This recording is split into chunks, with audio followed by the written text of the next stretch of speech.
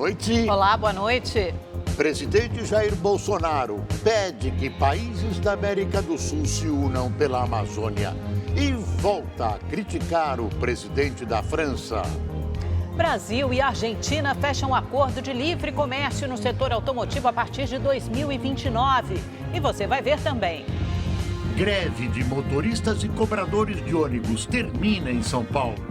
Paulistano enfrentou mais um dia de transtornos. Polícia Federal faz operação no Rio, São Paulo e Minas Gerais para combater corrupção nos Correios. 12 pessoas foram presas, entre elas o ex-deputado federal e ex-candidato a vice-presidente ao governo do Rio, Índio da Costa. Condenado na Lava Jato, o ex-tesoureiro do PT, João Vacari Neto, deixa a prisão para cumprir o resto da pena em casa. Ele estava preso há 4 anos em Curitiba. Morre aos 95 anos Robert Mugabe, ditador do Zimbábue por 37 anos. Ele renunciou após acusações de corrupção. Essas e outras notícias você acompanha agora no Rede TV News.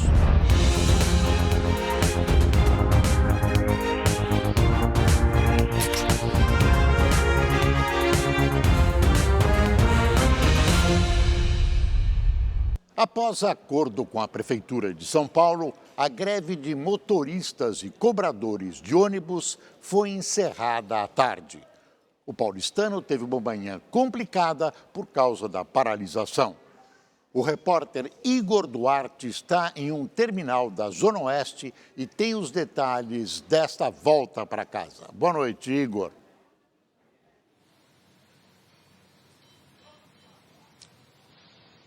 Boa noite, Boris. Boa noite, Amanda. Boa noite a todas. Olha, eu estou aqui no terminal Pinheiros e a situação, no momento, é de movimento normal.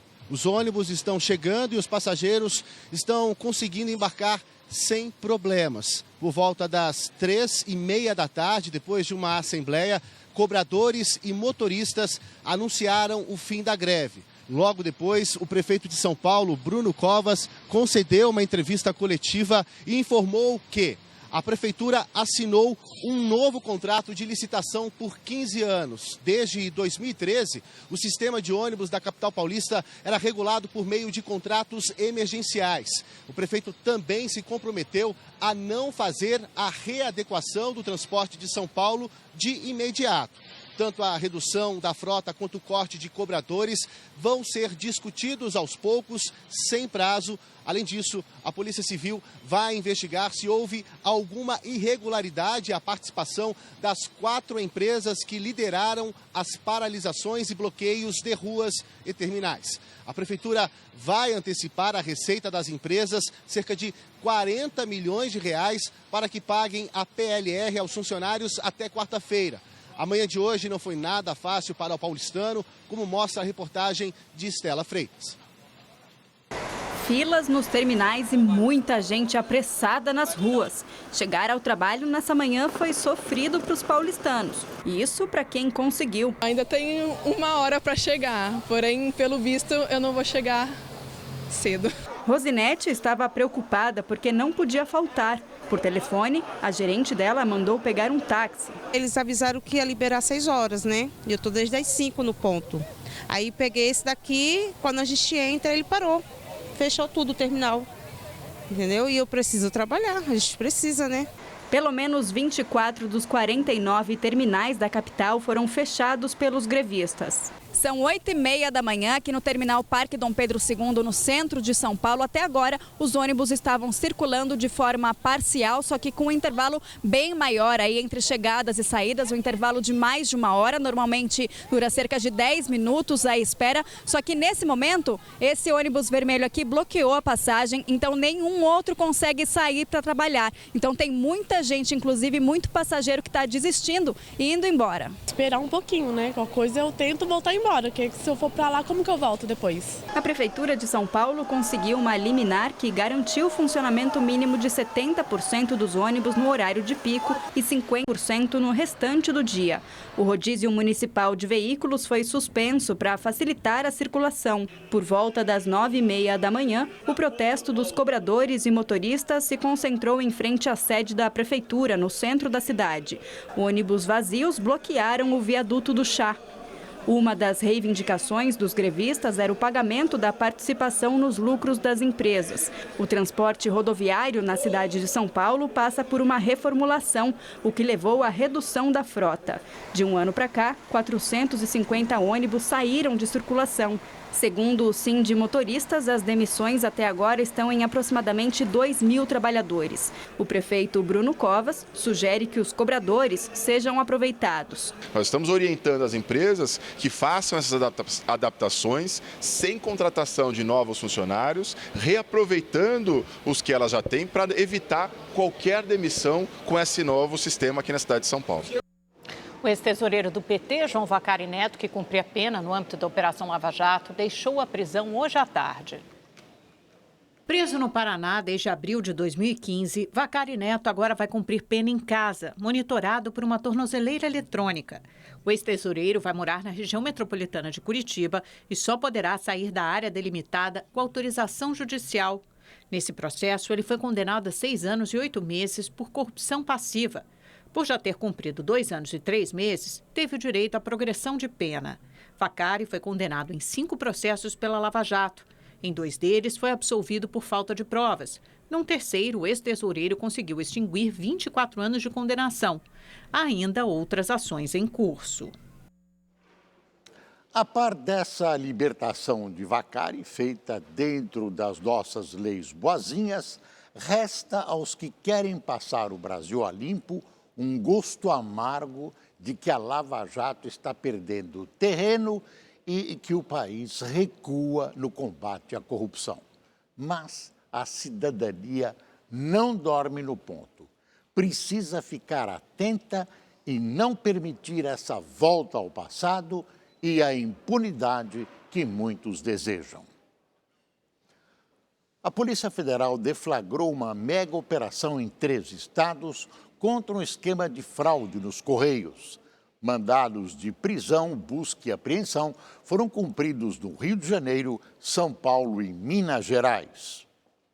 Entre os 12 presos está o ex-deputado federal Índio da Costa, que está sem partido e que também foi candidato ao governo do Rio nas últimas eleições.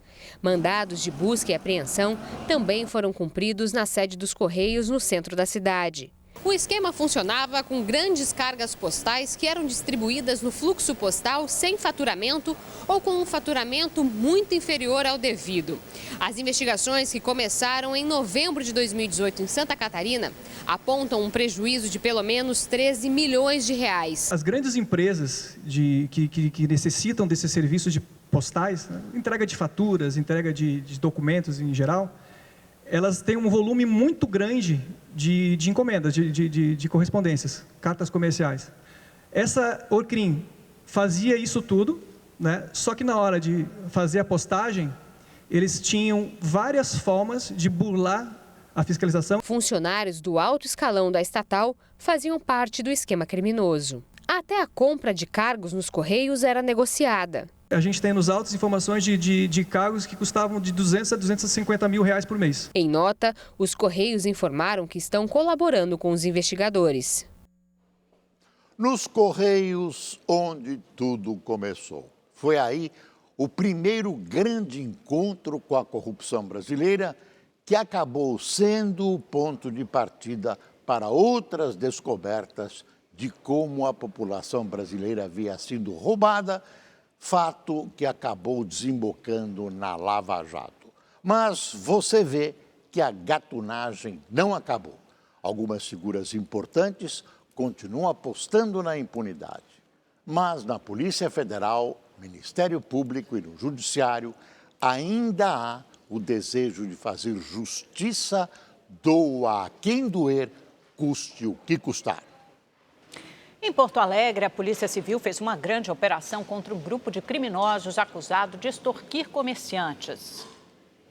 A Operação TOL prendeu 15 pessoas, 8 delas nesta manhã, 4 durante a investigação e cumpriu mandados de prisão preventiva a outros 3 integrantes da facção criminosa que já estavam em regime fechado.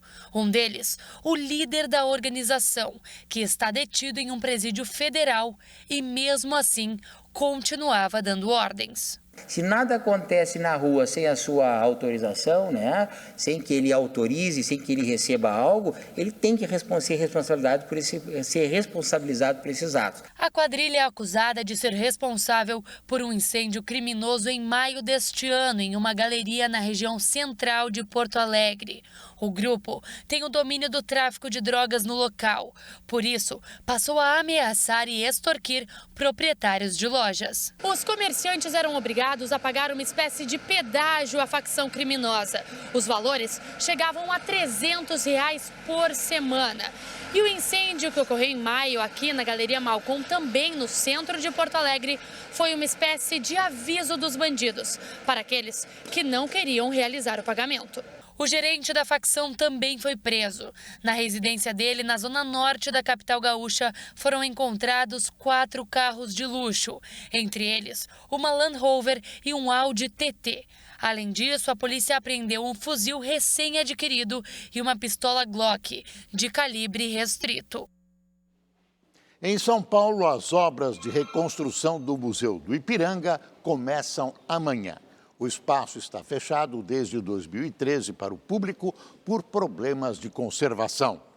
A reforma, orçada em 160 milhões de reais, será financiada pela iniciativa privada.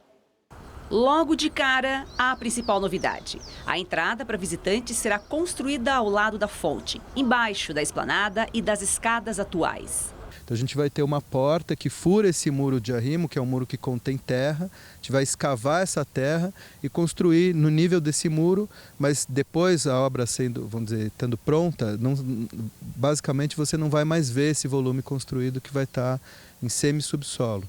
O prédio vai receber dispositivos de segurança e acessibilidade, elevadores e escadas rolantes. Todas as áreas serão acessadas pelo público. A obra começa no subsolo e termina no alto do museu. Aqui vai ser uma passarela, ele vai unir a parte central do museu com as torres. Vai ganhar uma cobertura, uma passada mais larga, para o público ter acesso e poder ir passar de um lado para o outro, com exposições e com uma vista do parque. O acervo, com mais de 450 mil itens, foi transferido para a realização da reforma. Só ficaram obras de grande dimensão, estátuas e a pintura de Pedro Américo, que homenageia o Grito do Ipiranga, proclamado em 1822 por Dom Pedro, ali mesmo, no Parque da Independência. O prédio de 124 anos tem história nos tijolos, no concreto e na estrutura. As escadas representam o rio Tietê, ponto de partida dos bandeirantes que foram desbravar o interior do Brasil. No salão de entrada, as estátuas de Fernão Dias e Raposo Tavares, nomes importantes durante a colonização do país. Tudo é história. E até a obra de restauração e ampliação ficará marcada. Os 6 mil metros de área construída vão dobrar de tamanho. O projeto traz modernidade, mas com discrição, sem deixar o novo se sobrepor ao antigo. Porque o principal aqui é deixar a mente livre para viajar no tempo. O Ipiranga é uma das maiores referências nacionais em museus. É patrimônio dos brasileiros. A reforma, orçada em 160 milhões de reais, é financiada por empresas. E a EDP, sendo uma empresa portuguesa, maior empresa privada portuguesa no Brasil, tem essa conexão com essa história, né? Então, para a gente é muito importante mesmo, porque esse museu representa muito, não só para a população brasileira, mas também para Portugal. A reabertura está prevista para 2022, na comemoração dos 200 anos da independência.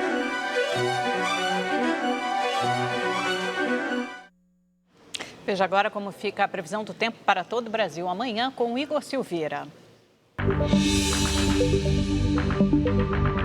Olá, boa noite. E depois de uma semana fria e chuvosa, todo mundo quer saber como ficará o tempo no final de semana. Olha, o sol deve aparecer em toda essa área amarela do mapa. A temperatura também vai melhorar, mas deve chover nas áreas mais escuras. No sul, o dia será com sol e poucas nuvens no Paraná e em Santa Catarina. No Rio Grande do Sul, o tempo fica nublado com pancadas de chuva no período da tarde. No Nordeste, o dia será chuvoso no litoral da Bahia e no centro-sul do Piauí e do Maranhão, o tempo ficará firme. No Centro-Oeste, o sol está garantido em toda a região e não tem previsão de chuva. No Sudeste, pode ter chuva isolada no Espírito Santo e nas demais áreas, o sol deve aparecer entre poucas nuvens. Em São Paulo, o tempo fica firme e sem pancadas de chuva. A temperatura pode chegar aos 27 graus e em Manaus, 35 graus. E se você quer saber mais sobre a previsão do tempo na sua cidade, é só entrar no site da Rede TV. Eu fico por aqui, uma ótima noite e até mais. As chuvas que têm atingido o Recife, além de muita água, estão espalhando visitantes inesperados, os jacarés. Um jacaré atravessa a rua tranquilamente em um movimentado bairro da Zona Oeste do Recife. A cena registrada na última segunda-feira já se tornou frequente pelas ruas da cidade. Neste vídeo, populares encurralam outro animal. Não solta não, viu? Só neste ano, a Agência Estadual de Meio Ambiente já recolheu mais de 100 jacarés que estavam circulando em áreas urbanas. Todos estão aos cuidados do Centro de Triagem de Animais Silvestres, o CETAS.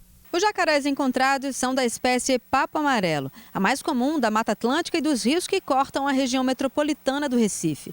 Eles têm aparecido com mais frequência nesta época de chuvas. Quando o volume das águas sobe, eles procuram outras áreas para explorar e tomar sol. Nessa época de chuva, o principal contato é realmente por causa do aumento do volume. E esses bueiros que nós temos pelas cidades são para coletar água de chuva. Então, como elas desaguam nos canais, nos rios, então também é uma rota que o jacaré pode utilizar para chegar mais dentro da cidade, né? Os animais apresentavam ferimentos leves e estão sendo tratados nos CETAS para depois serem devolvidos à natureza. Moradores do complexo de favelas do Alemão, no Rio de Janeiro, denunciaram o abuso de policiais durante uma operação na região. Os policiais chegaram cedo no local para combater o tráfico de drogas. Os criminosos reagiram e houve uma intensa troca de tiros.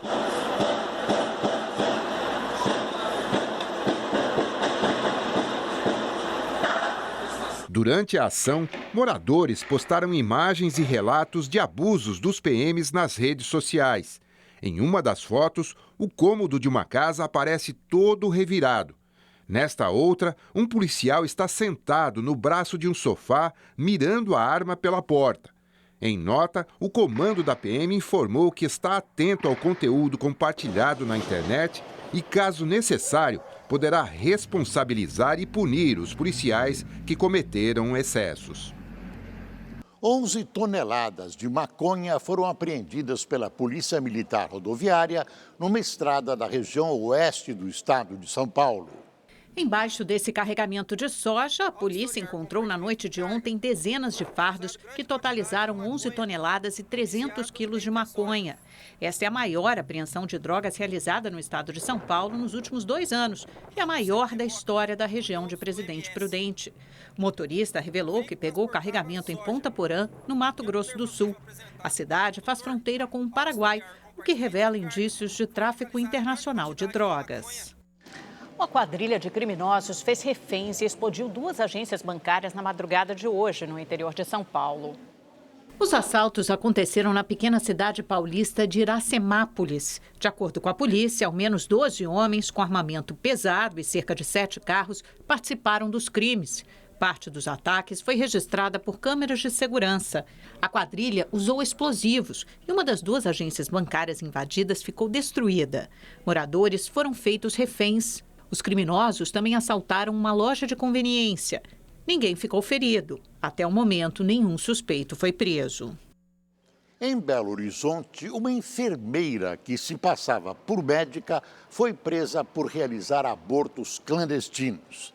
A mulher combinava tudo pela internet e levava as gestantes para hotéis onde eram feitos os procedimentos. Luciane Fernandes Ferreira, de 36 anos, foi presa quando se preparava para fazer 2 abortos em um hotel. Uma das gestantes tinha 2 meses de gravidez e a outra 3 meses. Nos quartos foram apreendidos diversos materiais que seriam usados nos procedimentos. Medicamentos abortivos, agulhas, seringas, tesoura, insumos para curativos, além de R$ 9.500 em dinheiro. Na casa da suspeita também foram encontrados remédios de uso proibido e cerca de R$ 12 mil. De acordo com as investigações, a mulher que foi presa tinha uma página nas redes sociais onde anunciava a realização de abortos. O preço variava de acordo com o tempo de gravidez, em média R$ 5 mil. Através do Messenger do Facebook, ela passava o número do telefone dela, onde a negociação era feita através do WhatsApp. Ela somente informava o nome do hotel, né, o local, ela que escolhia o local um dia antes de realizar o procedimento. A investigação começou há 3 meses. As gestantes detidas hoje prestaram depoimento e foram liberadas porque não chegaram a fazer o aborto. Mas, de acordo com a polícia, 25 mulheres teriam realizado procedimentos com Luciane. Uma delas veio de Portugal. Serão intimadas na sede deste departamento de homicídio para que apresentem um laudo médico declinando as razões da interrupção da gravidez. Já a Luciane Ferreira vai responder pelos abortos e pelo armazenamento de remédios de uso proibido. Acreditamos que por trás tem uma quadrilha, né, que realiza esse tráfico desse medicamento e que vem lá do Paraguai. O México afirmou hoje que nos últimos 3 meses o fluxo migratório para os Estados Unidos diminuiu 56%. Em maio, o presidente americano Donald Trump ameaçou adotar tarifas progressivas em importações mexicanas caso a imigração ilegal não fosse interrompida. O ministro de Relações Exteriores do México, Marcelo Ebrard, disse em uma coletiva de imprensa que, em agosto, menos de 64 mil pessoas migraram para os Estados Unidos.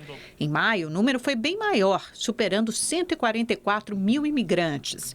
Segundo o ministro, para a redução do fluxo de imigração, o país reforçou a segurança na fronteira e nas estradas que levam ao norte.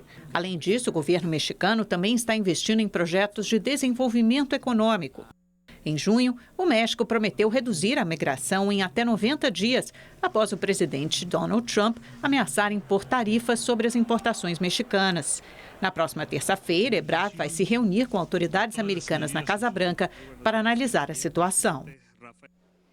O projeto de lei que impede que a saída do Reino Unido da União Europeia sem acordo teve a segunda aprovação no parlamento inglês. O texto agora segue para a assinatura da rainha.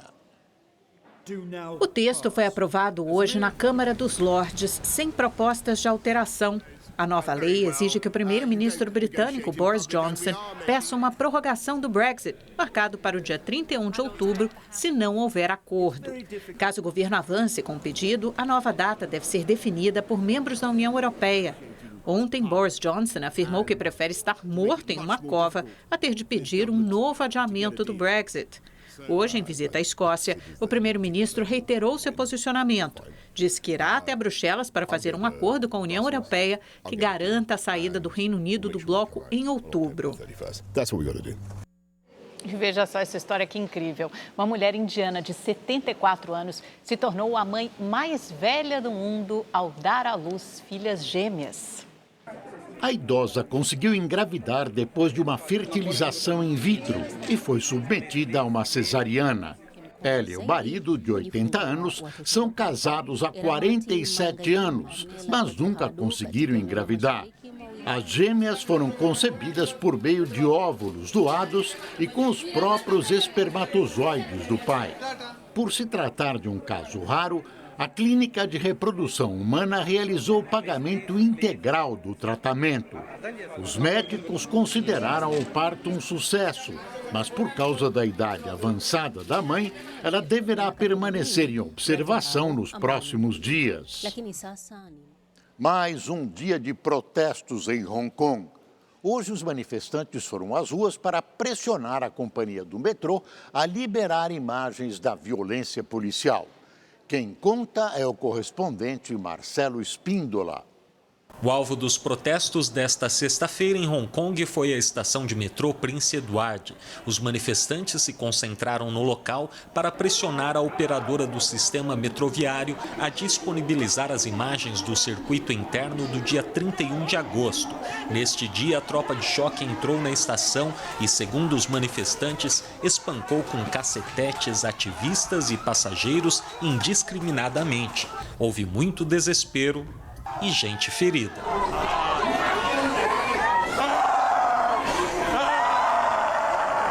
Sem o atendimento da companhia, os manifestantes bloquearam avenidas com barricadas de fogo. Outra manifestação aconteceu também na região vizinha, em frente a uma delegacia. Enquanto isso, em Pequim, a chanceler alemã Angela Merkel atendia o apelo feito ontem por apoiadores do movimento em Berlim e pediu para o primeiro-ministro chinês Li Keqiang que a liberdade e o direito dos cidadãos de Hong Kong sejam mantidos. A violência, além de afetar a segurança, reflete na economia. Hoje, a agência Fitch Ratings rebaixou o crédito do governo de Hong Kong para empréstimos em moeda estrangeira, de AA positivo para AA com perspectiva negativa. É a primeira vez que a cidade tem queda na avaliação desde que foi devolvida pela Inglaterra para a China em 1997. A cidade, que foi mais visitada do mundo em 2018, com média de 91% de ocupação nos hotéis, agora apresenta uma desaceleração no turismo. Desde junho, quando iniciaram os protestos, 700 funcionários do setor hoteleiro foram demitidos. Algumas companhias aéreas também começam a cortar rotas que passam por Hong Kong, alegando que a demanda está fraca. Marcelo Espíndola, de Macau, para o Rede TV News.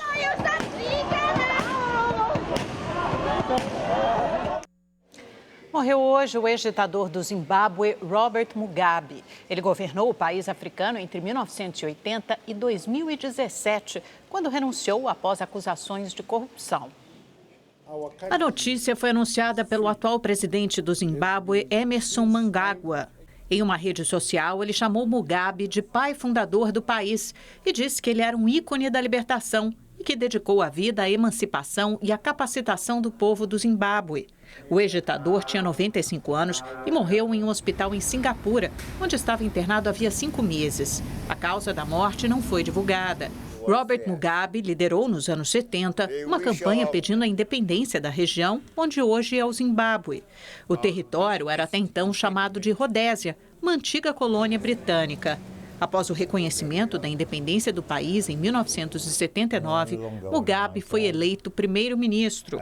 Ele permaneceu no cargo até 2017, quando renunciou sob pressão do exército, após ser acusado de envolvimento em esquemas de corrupção em meio a uma crise humanitária e econômica. Mugabe, no passado visto como um libertador, aferrou-se ao poder e chefiou uma das mais cruéis ditaduras do planeta, conduzindo o Zimbábue à ruína. Os canalhas também morrem e a morte de Mugabe preenche uma lacuna. Um jornal britânico divulgou imagens impressionantes que mostram um segurança de um hotel de luxo de Londres agredindo um morador de rua. O registro mostra o funcionário dando socos no sem-teto até conseguir derrubá-lo. Depois ele chuta a vítima e pula na cabeça. Outros seguranças do hotel observam a cena, mas não tomam nenhuma atitude. As imagens são do dia 30 de dezembro do ano passado, mas só agora foram divulgadas. Segundo representantes do Hotel 5 Estrelas Savoy, o segurança já não trabalha mais no local e uma investigação foi aberta para apurar os fatos. Um restaurante inaugurado no sudoeste da Índia substituiu os garçons por robôs. Os atendentes foram programados para levar a comida aos clientes e podem até falar.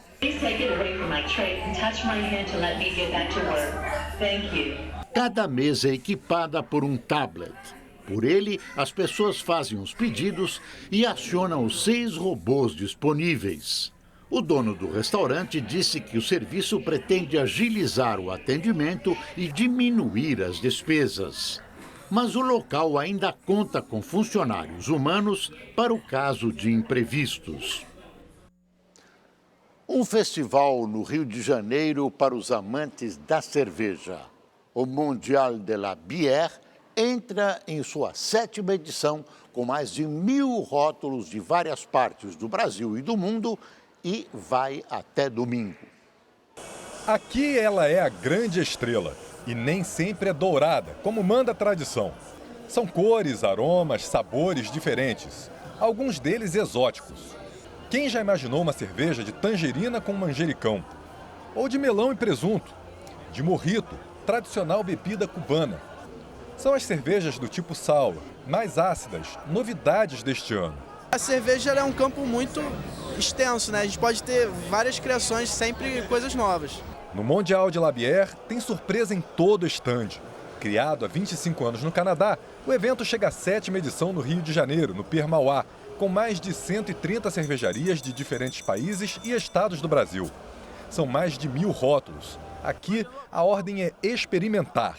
É a oportunidade de beber muita coisa nova e muita coisa boa junta. Este produto promete mudar a cervejinha do dia a dia com os amigos, que quase sempre é mais leve. Para tornar o sabor mais amargo, bastam algumas gotas. É um extrato de lúpulo que ele vai dar um aroma e um amargor mais acentuado na sua cerveja. Ou seja, eu gosto de uma cerveja mais amarga, coloco mais gotas. Quero menos amarga, coloco menos gotas. O grande número de novidades tem um motivo. O mercado das cervejas artesanais no Brasil está em expansão, cresce 20% ao ano e precisa atender o gosto de uma clientela cada vez mais exigente. O Mondial de la Bière é uma grande vitrine para as cervejarias que já estão no mercado e para as cervejarias também que estão se lançando agora. E se engana quem pensa que o público é predominantemente masculino. Segundo a organização do evento, a metade dos visitantes é de mulheres. A gente já participou de uma degustação ali que a sommelier era uma mulher.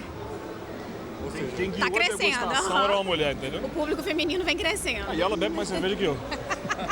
No Mondial de la Bière, a única exigência é mesmo ser bom de copo. Beijo, bebê, gente. Tchau. Brasil e Argentina assinaram hoje um acordo automotivo que prevê livre comércio entre os países em 10 anos. O acordo assinado pelo ministro da Economia, Paulo Guedes, e pelo ministro da Produção e do Emprego da Argentina, Dante Sica, prevê o livre comércio de automóveis entre Brasil e Argentina em 10 anos. No sistema atual, as exportações de um país não podem ultrapassar 1,5 vezes o valor importado do outro. Essa relação vai aumentar 1/10 por ano, até que um país possa ceder em até 3 vezes as importações. A partir de 2029, Brasil e Argentina já poderão comercializar automóveis sem qualquer limite. A nossa decisão estratégica é de uma abertura gradual, porém segura. Nós vamos abrir a economia brasileira. E vamos abrir nesse processo gradual de acordos bilaterais, cada vez mais abrangentes, de forma a aumentar a competitividade da indústria brasileira. O acordo também alinha as regras de comércio com o acordo Mercosul-União Europeia. A ideia é que Brasil e Argentina tenham um livre comércio de automóveis antes que entre em vigor o acordo com o bloco europeu. O acordo atual só terminaria em 2020, mas os dois ministros garantiram que as negociações não foram aceleradas por causa da possibilidade de uma vitória da oposição na eleição presidencial argentina deste ano. Do nosso ponto de vista, o importante é o seguinte: quando você faz um acordo, nós acreditamos que são acordos entre os estados. Nós temos certeza absoluta que estamos negociando com o Estado argentino. E acreditamos nisso, inclusive, porque esse acordo tem sido apoiado enfaticamente pelos setores produtivos de ambas as nações. Paulo Guedes também disse que o novo acordo inibe a guerra fiscal, já que empresas que instalarem montadoras em estados que prometem subsídios e vantagens perderão a preferência nas exportações. A crise econômica da Argentina reduziu substancialmente a exportação de automóveis fabricados no Brasil. A Argentina e Brasil são dois países que têm todas as condições para um desenvolvimento invejável. Foi preso no final dessa tarde o segurança David Oliveira Fernandes, de 37 anos. Ele estava foragido e apontado como um dos homens que torturaram um jovem de 17 anos dentro do supermercado Ricói, na zona sul de São Paulo. O garoto teria tentado furtar um chocolate. Um vídeo com o rapaz sendo chicoteado levou a polícia aos seguranças. Outro funcionário, Valdir Bispo dos Santos, de 49 anos, continua foragido. Agora à noite, a Justiça decretou sigilo no caso. Depois que o caso ganhou repercussão, outras denúncias de violência envolvendo o supermercado vieram à tona e são investigados. O presidente Jair Bolsonaro participou por videoconferência da reunião dos líderes dos países amazônicos, que ocorreu em Letícia, na Colômbia.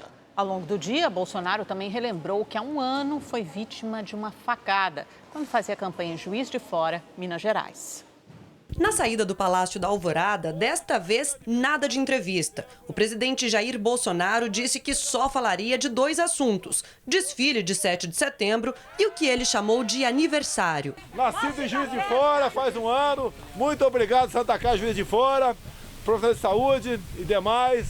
Estou vivo, graças a Deus, e dirigindo, com a graça de Deus, o destino dessa nação. A facada que o presidente recebeu há um ano também foi lembrada no discurso que Bolsonaro fez na cerimônia de assinatura de contrato com as empresas que irão assumir as operações de 12 aeroportos nas regiões Centro-Oeste, Nordeste e Sudeste. Quis o destino que, por uma série de fatores que só Deus explica, nós temos sobrevivido e depois também chegado à presidência. O atentado ainda traz consequências à saúde de Jair Bolsonaro.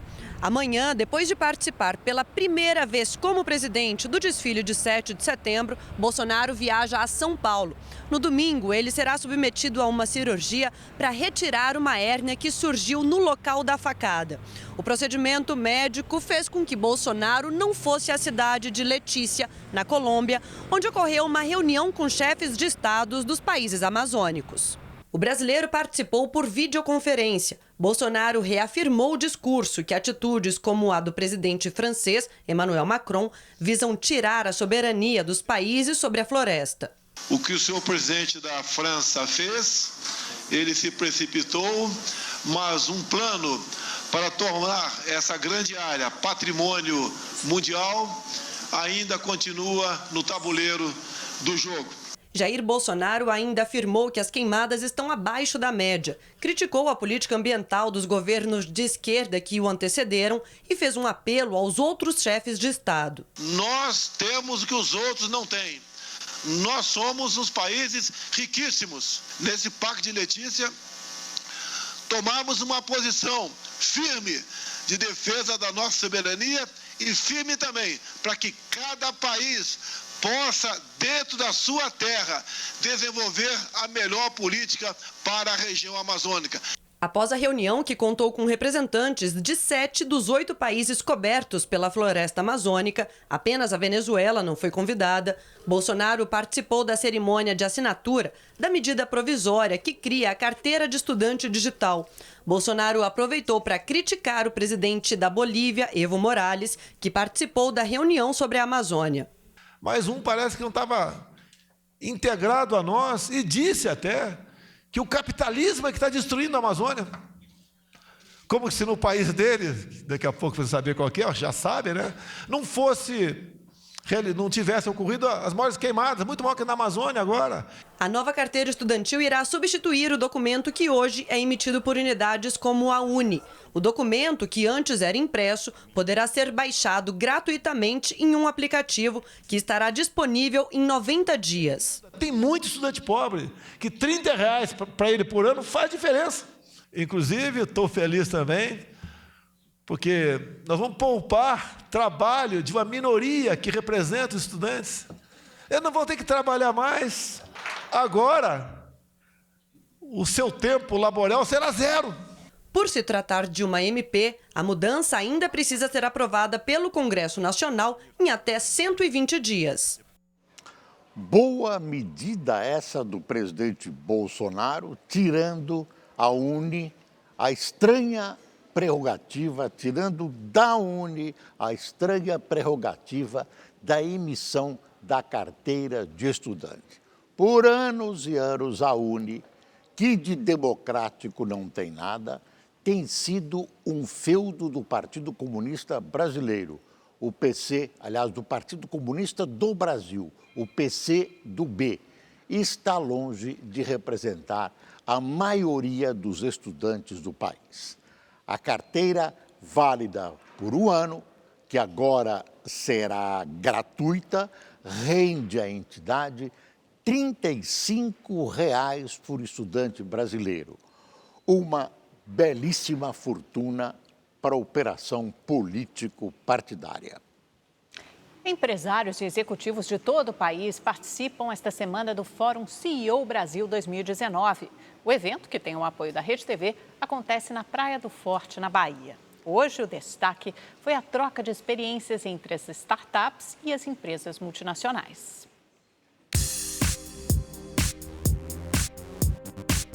O segundo dia do Fórum CEO Brasil 2019 começou com uma série de palestras. Uma das primeiras apresentações do dia ficou com o segmento fitness. O João é fundador de uma startup que cresceu tão rápido em 7 anos que já está sendo chamada de unicórnio, que é a expressão usada para as empresas que atingem o valor de $1 bilhão no mercado.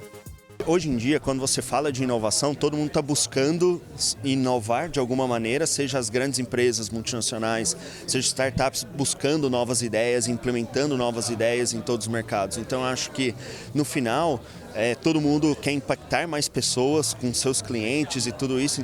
O fórum consegue reunir aqui, no mesmo evento, CEOs que administram modelos de negócios bem distintos, como uma startup e uma empresa multinacional. Apesar dessas diferenças todas, os desafios futuros se mostram bem parecidos para esses profissionais. O Rodrigo é presidente de uma multinacional da área de tecnologia, fundada há 40 anos. Ele afirma que os desafios para as pequenas empresas e para as grandes companhias são os mesmos. Quando a gente enxerga hoje quais são os desafios que a gente tem na sociedade hoje, é satisfação de cliente, é trazer bons profissionais para dentro da empresa, saber gerar oportunidades, gerar diversidade. O Fórum CEO Brasil 2019 conta com a participação de quase 200 empresários e executivos das principais empresas do país. O encontro, que acontece na Praia do Forte, na Bahia, vai até domingo e tem o apoio da Rede TV.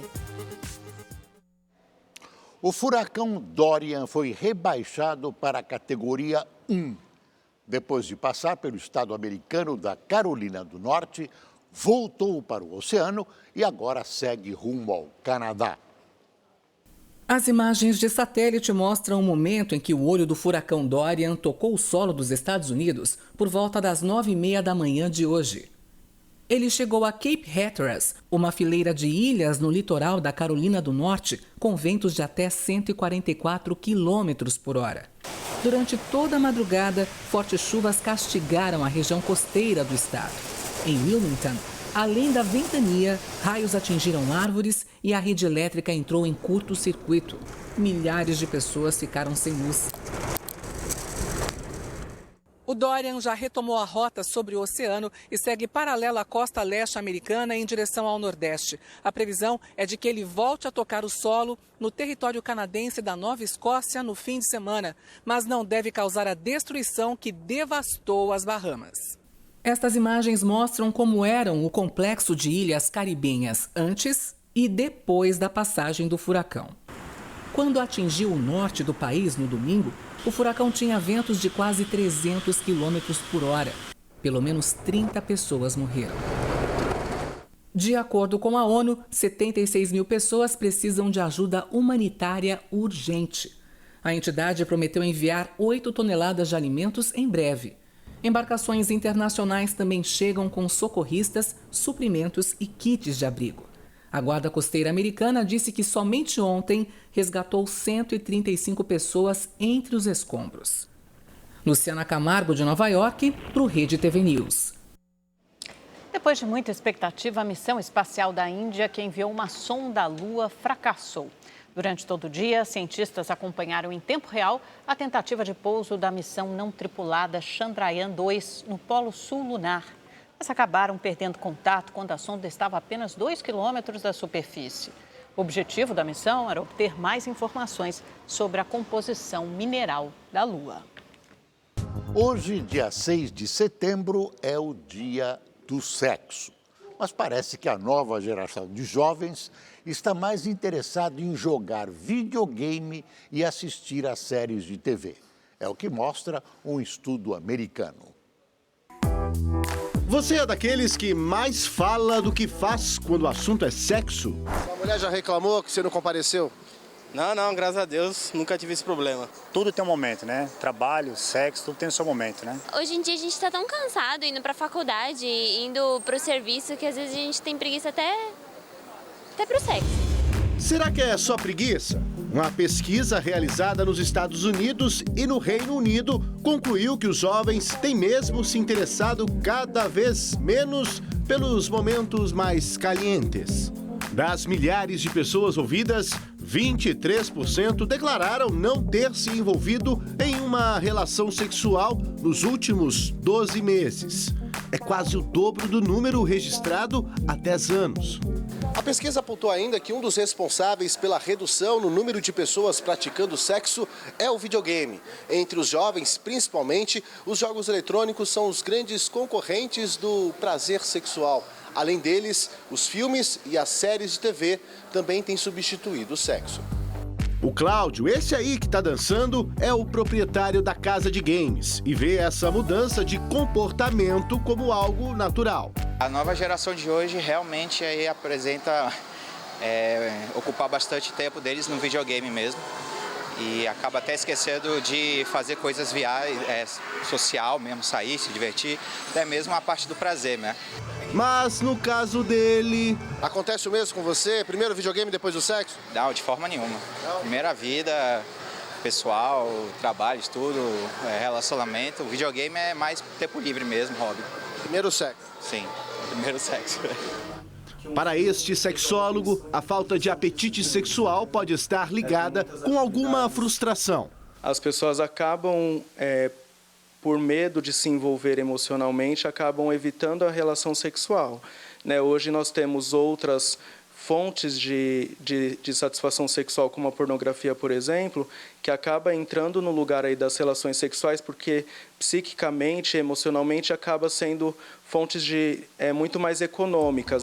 No Brasil, estudos revelam que 70% da população namoram menos do que declaram. Ah, pelo jeito a coisa tá feia, mas não pro Valdemilson. Prefiro o sexo dentro do casamento, óbvio. Mas o sexo sempre em primeiro lugar? Sim, pra mim, assim, num relacionamento, sim. Então, sexo é vida. É isso aí. O Rede TV News fica por aqui. Uma boa noite. Boa noite e até amanhã.